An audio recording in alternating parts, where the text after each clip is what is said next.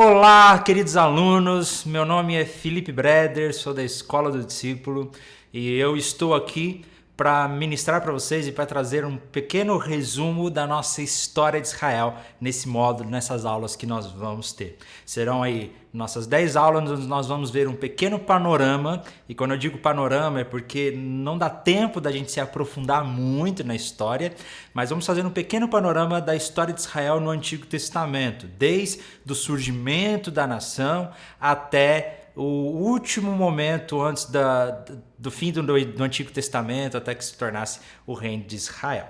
Tá joia? Então eu espero que vocês gostem muito. Muito obrigado pela oportunidade de estarmos juntos aqui. Se você quiser acompanhar na sua apostila, que você tem aí também, vai ter também um breve resumo dessa história, mas aqui eu vou trazer alguns detalhes a mais. Muito bem, vamos começar então? Bom, a nossa história de Israel, ela começa em Gênesis, no capítulo 12, com a história de Abraão. Mas, Felipe, a história de Israel não começa lá no livro de Gênesis, na criação de Adão e Eva? De certa maneira, sim.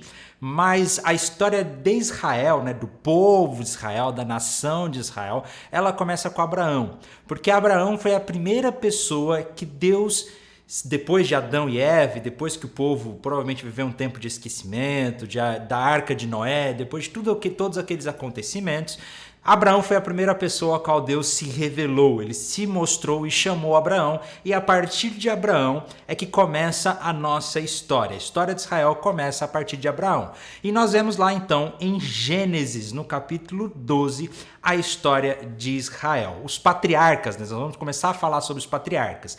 Abraão e a história de Israel vai começar lá em Gênesis, no capítulo 12, aproximadamente 2000 anos antes de Cristo. Então, arredondando, essa é uma data aproximada, arredondando, a história de Abraão, ela acontece provavelmente aproximadamente 2000 anos antes de Cristo, quando Deus se revela a Abraão e se mostra para Abraão, Os patriarcas, durante a primeira parte do segundo milênio, os patriarcas viveram em meio às culturas do Oriente Próximo. Abraão emigrou do Vale dos Rios Tigre e Eufrates, eu vou mostrar daqui a pouco para vocês, para a Palestina. E Jacó e seus filhos estabeleceram-se no Egito no final da Era Patriarcal. A área entre o Nilo e os rios Tigre e Eufrates é conhecida como Crescente Fértil, que é uma área muito interessante. E aí nós temos então o texto de onde a história de Israel começa. A história de Israel começa nesse texto. Em Gênesis, no capítulo 12, no versículo 1 e 2, quando Deus se revela a Abraão e diz: sai da tua terra, do meio dos teus parentes, da casa do seu pai, e vá para uma terra que eu lhe mostrarei. Farei de você um grande povo e o abençoarei. Tornarei famoso o seu nome e você será uma bênção. Esse texto ele é muito importante porque é aqui que a história da redenção, a história de Israel começa. Vamos lembrar o que aconteceu um pouco antes, A história da Bíblia, a história da redenção de Deus diz lá em Gênesis, nós vemos que Adão e Eva pecaram.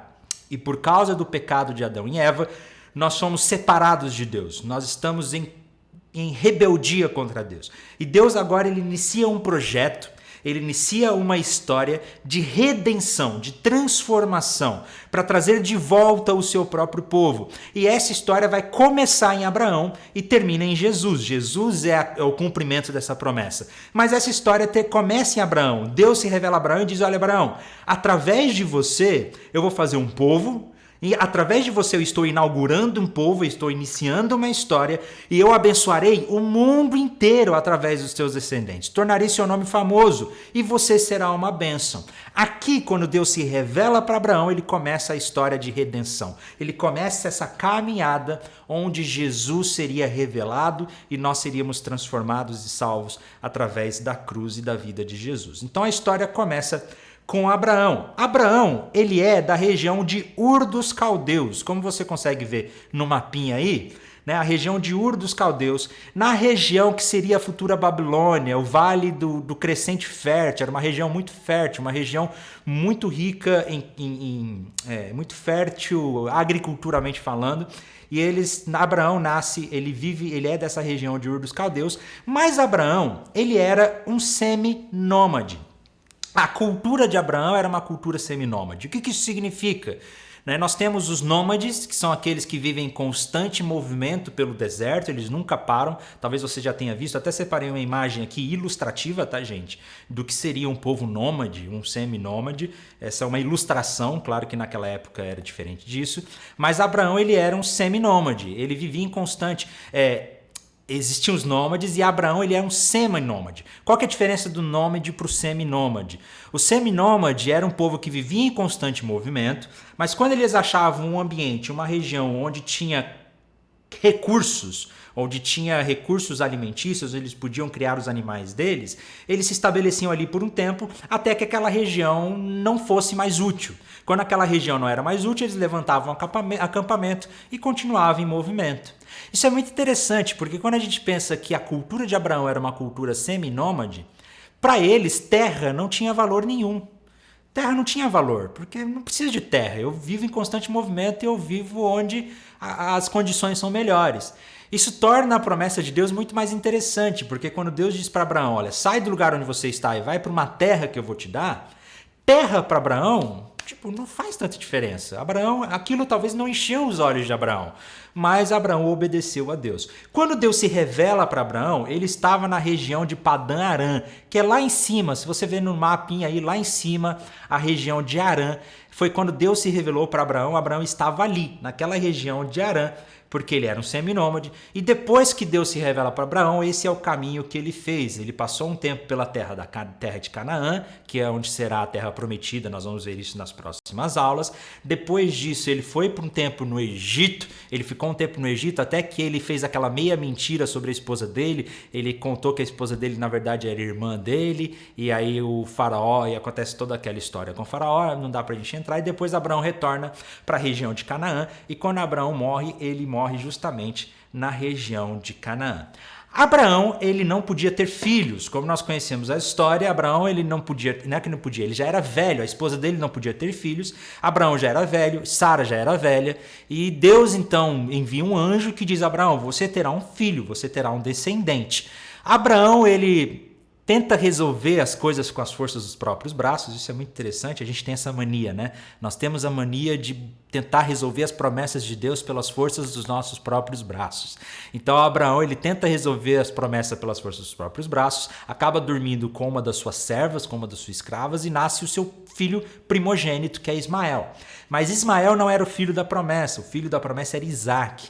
E Deus então milagrosamente faz com que Sara engravide e nasce Isaac, que é o segundo filho de Abraão, mas Isaac é o filho da promessa. É importante ressaltar que Deus não amaldiçoou Ismael. Deus abençoou os dois filhos. Quando nós olhamos para o Antigo Testamento, para o texto, nós vemos que Deus abençoou os dois filhos. Deus abençoou tanto Ismael quanto Isaac. Mas Isaac é o filho da promessa que se cumpriria da vinda do Messias, da restauração do povo de Deus, e a história prossegue através da vida de Isaac. É muito interessante que nós temos aquele evento em que Deus pede uma prova para Abraão. Um certo dia Deus aparece para Abraão e diz: Abraão, pega o Isaac, o seu único filho, aquele a quem você ama, leva até o Monte Moriá e ofereça-o em sacrifício. Esse texto parece muito estranho, né? Porque Deus abomina sacrifício humano. Nós veremos no restante da Bíblia que Deus odeia esse tipo de sacrifício, mas Deus pede por isso para Abraão. Na verdade, Deus não está sendo cruel. Eu creio que o que Deus está fazendo com Abraão nesse momento é trabalhando o seu verdadeiro amor. Deus está dizendo para Abraão: Abraão, você hoje talvez ame o seu filho mais do que a mim. Eu estou te perguntando, você está disposto a amar mais a mim do que o seu filho? Eu preciso que você troque os seus amores e que você ame mais a mim do que o próprio Isaac.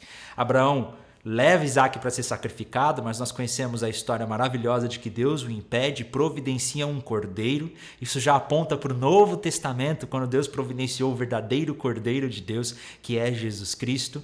E a história vai continuar então a partir de Isaac. E aí nós veremos na nossa segunda aula um pouco sobre a vida de Isaac, Jacó e Esaú, continuando a nossa história de Israel. Tá joia? Que Deus abençoe você e até a próxima aula.